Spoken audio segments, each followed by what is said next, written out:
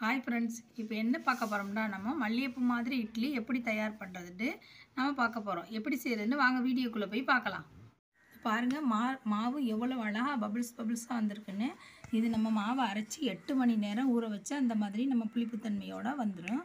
இதுக்கு நம்ம சோடாப்பெல்லாம் சேர்க்க தேவையில்லை. இந்த அளவுக்கு உப்பு நம்ம எந்த அளவுக்கு தேவையோ அந்த அளவுக்கு உப்பு, கொஞ்சோண்டு தண்ணியை விட்டு நம்ம கரைச்சி அதில் கலந்து எடுத்துக்கலாம்.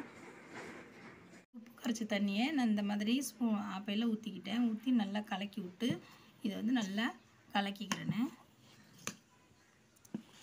கலக்கினா மாவு இந்த பதத்தில் இருக்கணும். ரொம்ப தண்ணியாகவும் இருக்கக்கூடாது, ரொம்ப திக்காகவும் இருக்கக்கூடாது. இந்த பதத்தில் இருந்து மாவு நமக்கு இந்த பதத்துக்கு வரணும்.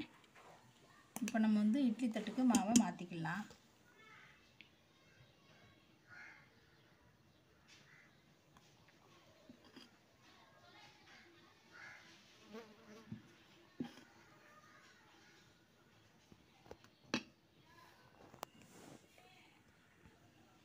இப்போ எல்லா தட்டிலையும் இட்லி மாவு ஊற்றியாச்சு. இப்போ நம்ம ஸ்டவ்வை ஆன் பண்ணி தண்ணியை கொதிக்க வச்சுட்டு அதுக்கப்புறம் நம்ம இதை வச்சுக்கலாம். தண்ணி கொதிக்க முன்னாடி நம்ம இட்லி வச்சோம்னா இட்லி அவ்வளோவா ஸ்பாஞ்சியாக வராது. அதனால் நம்ம ஸ்டவ்வை ஆன் பண்ணி இப்போ இட்லி கடாயில் தண்ணி கொதிக்க வச்சுக்கலாம். தண்ணி கொதிச்சிருச்சு. நம்ம இட்லி கடாயில் இட்லியை வச்சுக்கலாம்.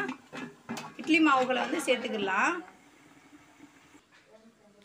இப்போ இட்லி குக்கரை மூடி நம்ம ஸ்டவ்வை ஆனில் வச்சு இப்போ ஒரு 10 நிமிஷம் வேகட்டும். இப்போ 7 நிமிஷம் ஆயிடுச்சு. விசில் நல்லா அடிக்க ஆரம்பிச்சிருச்சு. விசில் அடித்ததோடு நம்ம அடுப்பை சிம்மில் வச்சிடலாம். சிம்மில் வச்சு ஒரு 3 நிமிஷம் அப்படியே இருக்கட்டும். அப்படியே இருந்ததோடு நம்ம ஆஃப் பண்ணி இனிமேல் திறந்து பார்த்துக்கலாம். பாருங்கள், 10 நிமிஷம் ஆனதோடு நம்ம இட்லியே இதை வெளியே எடுத்தாச்சு. எடுத்து லைட்டாக இப்படி நம்ம ஸ்பூனால் இப்படி பண்ணி விட்டோம்னா இட்லியெல்லாம் வெளியே வந்துடும்.